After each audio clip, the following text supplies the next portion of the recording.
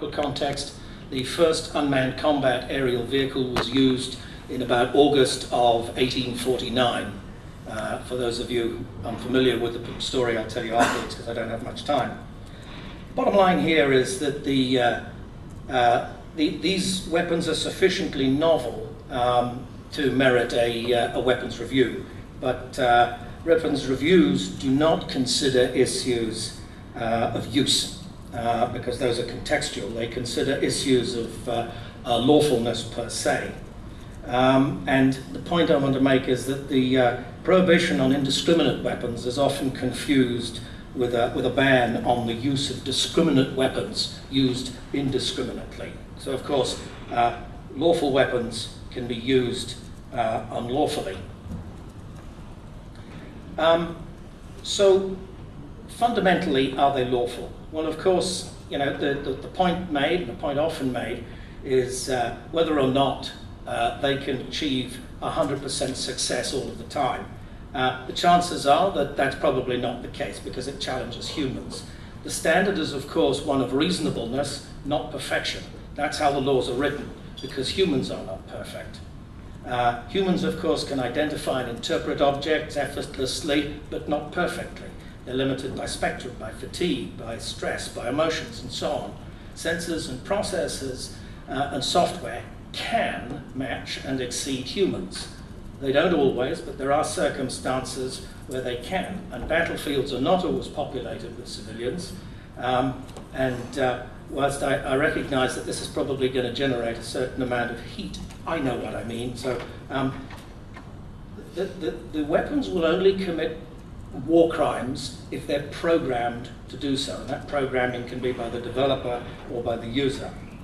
The key issue here, in terms of lawfulness per se, is the effect of the weapon. Even a weapon that's incapable of discrimination can be lawful. We have them at the moment, and that, for me at least, would seem to negate the argument that the weapons are unlawful per se. That means that we now have to really consider the conditions under which the weapon would be lawful. Now, the point that Noel made eloquently is that discrimination, in the words of the International Court of Justice, is intransgressible. That is to say, they must be able to positively and accurately identify targets. We have processes already that we follow to determine the effects on non-combatants, and these are obviously minimized if we want to be awful about the terminology. There are other issues in regard to what might be required for the lawfulness, for the lawful use of these weapons: accurate control and delivery of the weapon, a clear identification of responsibility assignment, a sustainable of a suitable record of action for any evidentiary requirements, and containing no known bugs in regard to any of the above. The key here is what level of confidence do we apply in regard to positive and accurate identification of targets. We can calculate very precisely probabilities for machines, but again, the laws are termed in terms of human reasonableness, and so more doubt is tolerated under certain circumstances. And we can obviously conceive scenarios where the weapons might be programmable in some sense for context. Fundamentally, it's warfighters that must select the means of warfare, and they are compelled to cause the least harm to civilians and non-combatants. If a lethal robot can be expected to cause greater collateral damage than a human-controlled weapon, and there's no, say, protective advantage or to the user or other military advantage, its use would be forbidden under international law. Put another way, only circumstances in which lethal autonomous robots can be lawfully employed is when their use will,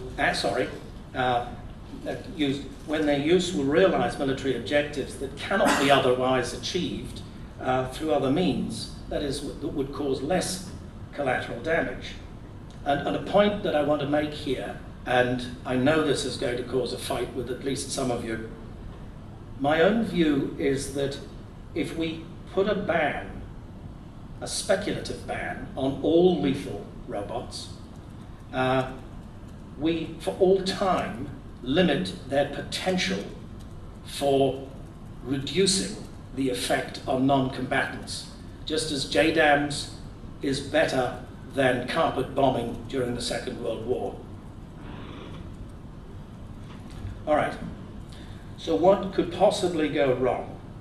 At the moment, the extent to which a system is made less vulnerable to operator error, of course, it does not mean, sorry, the extent to which a system is made less vulnerable to operator error through increased automation does not make it more vulnerable, makes it more vulnerable to designer error. That is to say, the removal of the human from the control tasks does not mean that a human is not responsible for its action. The point here is that the statute of the International Criminal Court dictates that liability falls on the user. Many nations, like my own, Australia, buy equipment from others, like the United States, who have not signed up to the statute of the International Criminal Court.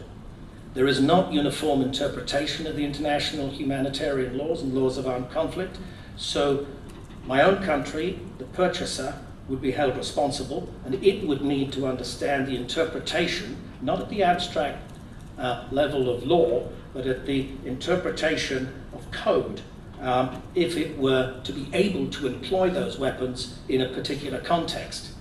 And if electronic warfare is any guide, the information will be held sovereign and will not be released.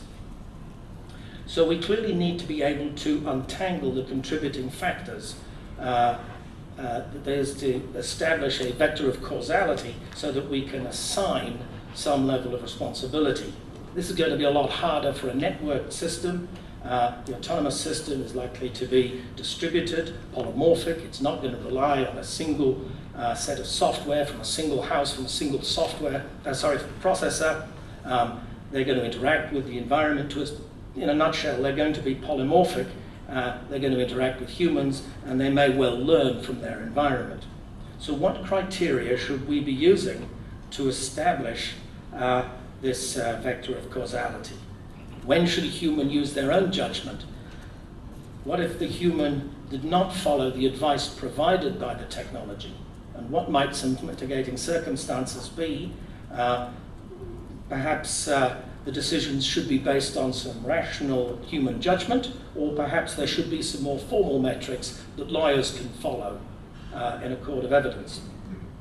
And what might the consequences be if a user had selected an option that had previously been shown to be effective? Something else that's worthy of consideration here, the only information on this is likely to come from the LAR and its evidence, and then one has to ask whether or not its evidence can be used if it was shown to be faulty.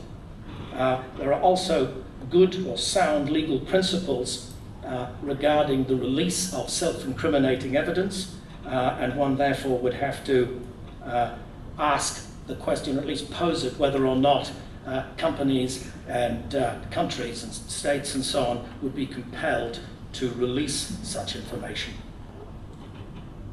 So the issue has been raised previously about the decision locus and how that differs from current technology. Fundamentally, the issue is not will there be a human in the loop, but where will that human be in the loop?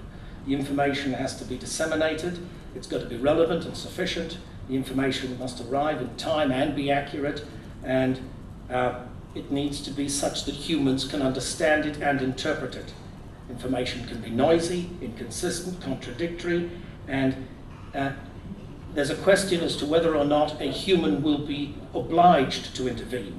And when this, one has to ask the question, when would this occur? And what if that intervention were to cause a hiatus? which brings us back to the possibility that these weapons could reduce, as opposed to exacerbate, the impact on non-combatants. What if an accident occurs as a result of the human being compelled to intervene? Perhaps automation is the only solution. Here, of course, corporations strive to exploit research into human factors and other systems integration matters so that they develop interfaces and software agents that garner trust in users. LARs manufacturers, lethal robot manufacturers, are going to do the same. Progressively, the work that's undertaken by these technologies, whether they be fully automated or less so, things like data fusion and visualization, will result in decisions that become simpler for humans. And this net effect of sleight of hand, if you like, will be to diminish the possibility of users making truly informed decisions. All right, so what can we do? Well, this is where I move into some of the stuff there. Perhaps you think I'm on something stronger than coffee. First, of course, we have to try and establish a set of legal principles that have longevity. A slide I often put up here is of a student in the 1930s who discovered that in 1905, the legal a legal examination of the automobile law would have filled 4 pages. By 1935, this had blown out to several encyclopedias. Now I'm going to do a quick straw poll because every time I've given a talk like this, no one's ever got the answer right. Anyone know who the student was? Oh, that's so cool. That's 100%. It was Richard Nixon. Anyway, so for those of you in this auditorium who are thinking of getting into this side of study, perhaps your path is mapped out in a darker way than you anticipate. Anyway, option 1 here, we can just use existing laws. We can disregard the decision-making capabilities of the lethal robot, and we simply say that humans are responsible for the breach of law. So essentially, we apply or extend current laws of armed conflict. Lawyers work it out case by case. Of course, there are a whole bunch of problems here, and they're well articulated in the press and by my by the previous speakers. Fundamentally, technology advances and investments against us. The problem, of course, as I alluded to, is that it's going to stretch the existing legal formulas to reach these desired effects. New legislative frameworks are ultimately going to be needed. A point I want to make, however, is that LARs are only going to be employed because they improve military function. They are obviously going to make decisions, they're going to be polymorphic, they're going to comprise multiple interacting entities, and so on. So the consequences and outcomes are going to be unpredictable, surprising, and unintended. So let's extend this a little bit, and let's go to option 2, which might just be a logical extension of option 1, which is that all critical decisions must involve humans. That's fairly obvious and attractive, but it's got a bunch of difficulties. The identification of what is or what is not critical. Critical decisions depend on time and context, so intervention of humans may cause a hiatus or delays, and so on. We alluded to that. And it's going to be increasingly difficult as technology evolves. So, of course, option 3, technical equivalence. Technology progress is largely monotonic, so let's use human equivalence as a threshold test for acceptance of LARs on a battlefield. Again, it's attractive, but it's got a bunch of difficulties. Is the human good enough? Machines are better at some things, so why shouldn't we use them as the test? Do we actually know how good humans are at some of these things? And the answer is frankly no, not at a lot of these things. So what criteria should we use? How should we aggregate these to measure human effectiveness? And humans err, of course, and so nations may use this as an excuse. All right. Now we're moving on to the stuff which is stronger than coffee. So let's give these robots some sort of legal personality. Given the difficulty in attributing responsibility to humans, why not ascribe it to robots? We need to consider them as agents in that case, as option 4. That's agents of their users. There's a contract between the opposing parties. And this, just so we're clear, this is not all me dreaming this up. This is a graft of scholarship by a number of people over quite some number of years, except not applied to lethal robots. So there's a contract between the two opposing parties, and the robotic weapon acts as an agent for the human who is bound by essentially the unwritten contract. It is to say that the robot is assumed to act in accordance with the general intention of the human, although not cognizant necessarily of its actions. Now, agency is a highly specialized field of law, and it would mean that the agent is empowered to, by the principal, the user in this case, to make various arrangements on their behalf. And the contract, if you like, is then signed in principle, unless misconduct can be proven, and misconduct in this context would, of course, be malfunction. And the weapon, the agent's authority, extends to cases where the principal permits him to believe that he has authority. Now, taking on this quasi-legal personality means that certain liabilities for decisions are transferred to the robot. And of course, being human is not a condition, sorry, not a necessary condition of legal personality. Children, mentally ill, corporations and so on have agents act on their behalf. And we don't punish all criminals. And I'll try to have, and I'm probably short of time, okay. All right, I'll cut that short and just move to the final point, which is that of option 5, where we create separate legal identity for the robot. And there are some well-established precedents here for giving abstract or inanimate objects legal rights. And nations, churches, shrines, gods, ships, corporations, and so on, dead people, they all have a legal identity. Now, there are a whole bunch of very reasonable philosophical, legal, and technical issues associated with why options 4, 5, 3, 2, and 1 are all difficult. So I'll leave that and either take questions or you can grill me at the panel.